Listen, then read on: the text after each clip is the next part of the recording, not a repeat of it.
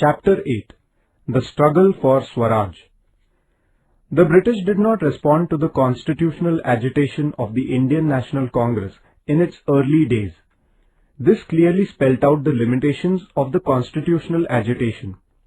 The extremist leaders such as Lokmanya Tilak in Maharashtra, Bipin Chandra Pal and Aurobindo Ghosh in Bengal, and Lala Lajpat Rai in the Punjab felt that the struggle against the British should be intensified further. The period from 1905 to 1920 is regarded as the extremist phase in the freedom struggle of India.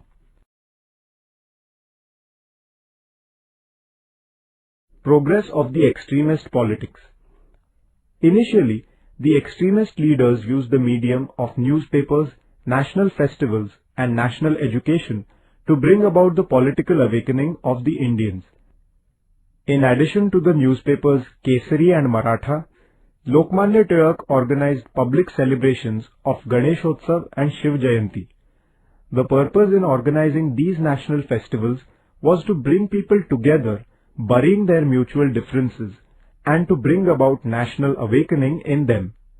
In those days, efforts were made through the Ganeshotsav programs to bring about political awakening of the people.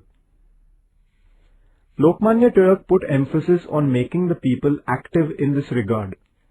He wrote the Gita Rahasya with a view to explaining this Karma Yoga while he was in jail at Mandalay.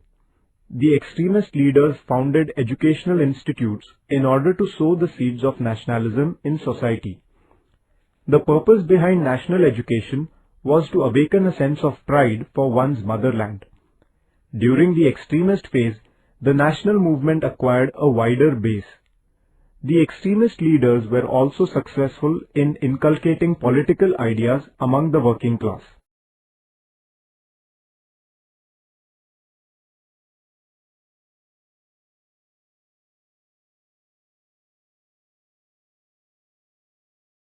The partition of Bengal. The province of Bengal was vast. Administratively, it was difficult to look after the affairs of this province. Therefore, the Viceroy Lord Curzon announced the partition of Bengal in 1905. He decided to partition Bengal by dividing it into a Muslim majority East Bengal and a Hindu majority West Bengal. The reason given for this partition was administrative convenience. However, Curzon's real motive was to create a divide among the Hindus and the Muslims, thereby weakening the freedom struggle.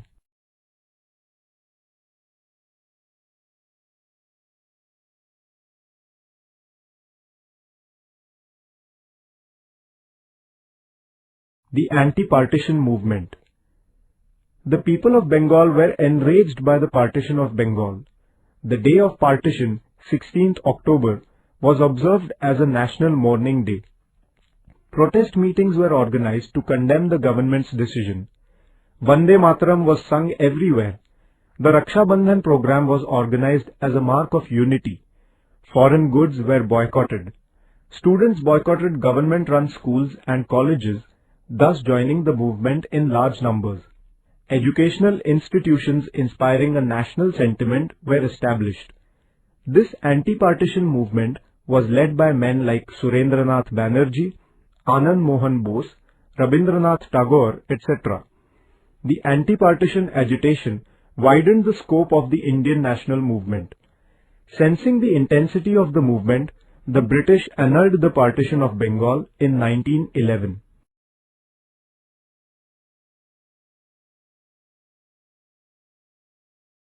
Servants of India Society. Gopal Krishna Gokhale founded the Servants of India Society in 1905. Through the society, he aimed at arousing patriotism and thereby inculcating selflessness among the people. He also aimed at creating harmony by eradicating religious and caste differences. The society was founded also for the spread of education.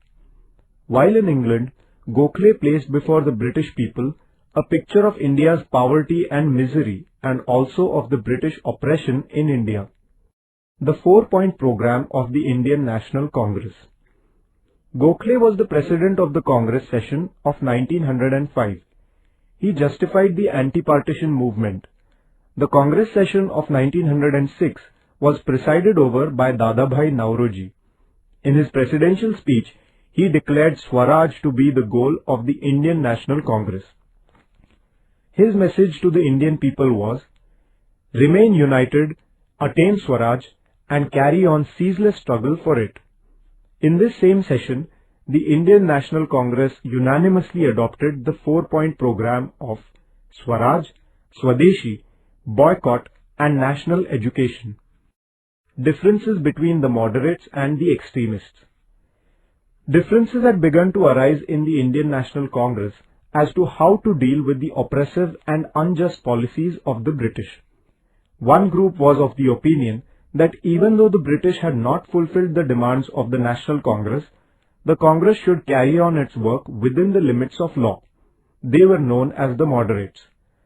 The other group thought that the British government would not pay heed to mere appeals or petitions.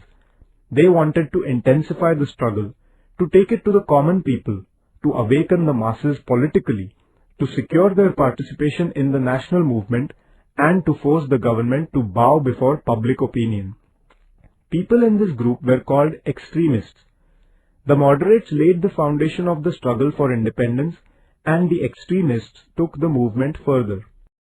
The Surat session. These differences in the Indian National Congress reached a climax during the session of the Congress held at Surat in 1907. The moderates wanted to bypass the resolutions on Swadeshi and boycott. The extremists wanted to thwart this attempt of the moderates. This led to increasing tension at the session. It became impossible to arrive at a compromise. At last, the Indian National Congress split.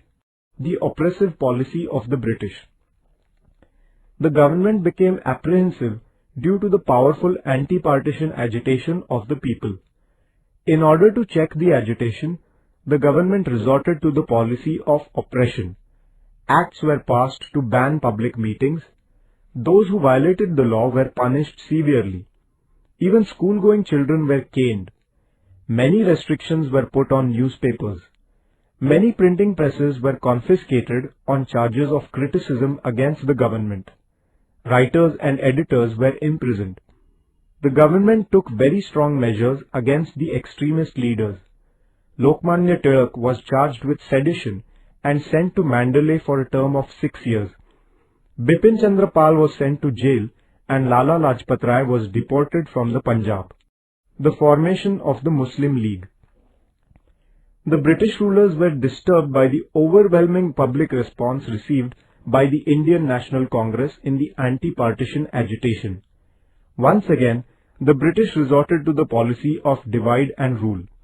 Many British officers began to suggest that a separate political organization of the Muslims was needed to safeguard the interests of the Muslims. Encouraged by the British government, a delegation of upper-class Muslims led by Aga Khan met the Governor-General Lord Minto. With the encouragement of Lord Minto and other British officers, an organization called the Muslim League was formed in 1906. Prominent among the founders of the League were religious leaders like Aga Khan and landlords like Mohsin ul Mulk and Nawab Salim Ullah. The Act of 1909. The government passed an act in 1909. It is known as the Morley-Minto Reform Act. This act provided for the inclusion of some elected Indian members in the legislature by increasing the number of Indian members in the legislature. At the same time, separate electorates were created for Muslims. Due to this divisive strategy of the British, seeds of separatist tendencies were sown in India. Unity among the Indians. Lokmanya Tilak returned to India in 1914 after a term of imprisonment. Thereafter, efforts began to reunite the moderates and the extremists. In 1916, both the factions in the Indian National Congress were reunited. In the same year, the Congress and the Muslim League came to a compromise at Lucknow. This is known as the Lucknow Pact. According to this pact, the Congress gave its consent to the separate electorates for the Muslims, and the Muslim League agreed to cooperate with the Congress in its efforts to secure political rights for India.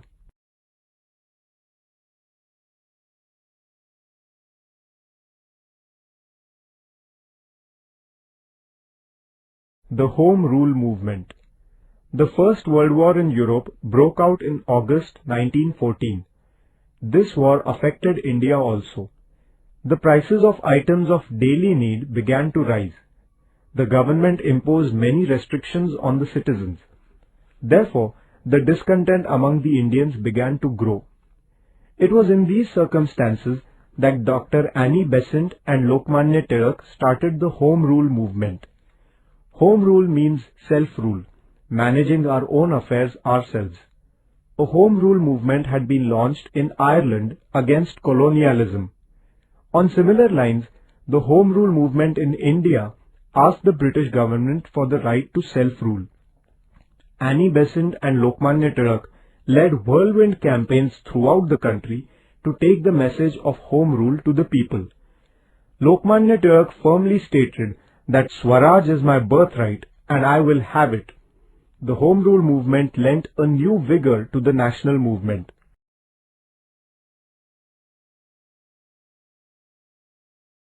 The Declaration of 1917.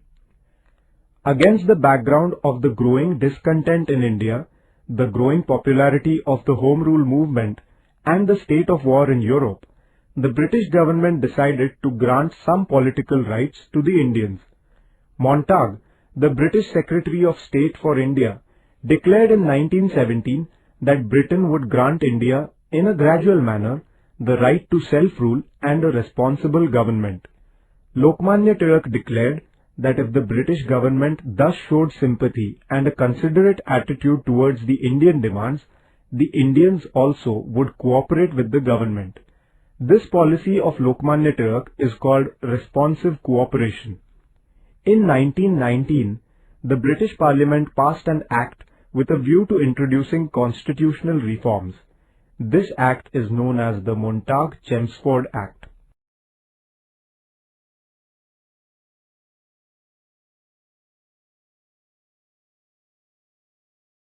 The Montague-Chelmsford Act.